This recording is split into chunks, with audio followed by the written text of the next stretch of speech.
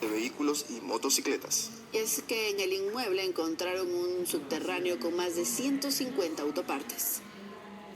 La policía allanó este inmueble ubicado en el sector de la Roldós, en el norte de Quito, en donde vivían presuntos delincuentes, quienes se dedicaban al robo de vehículos y motocicletas. Se verifica un vehículo reportado como robado, así como también 3 motocicletas reportadas como robadas. En la vivienda, los uniformados encontraron un subterráneo en donde se escondían más de 150 autopartes para ser comercializados o a su vez para delinquir. Efectivamente, al realizar las verificaciones al interior de este domicilio se encuentran varias autopartes de varios automotores.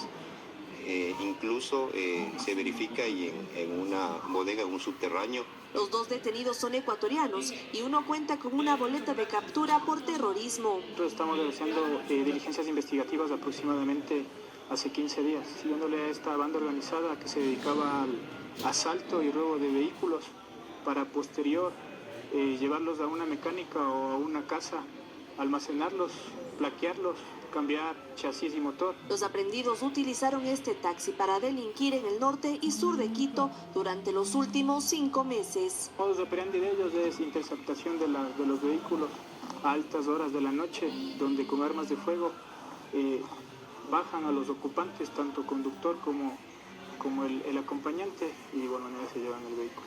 La policía continuará con las investigaciones para definir si los detenidos forman parte de una estructura delictiva más grande.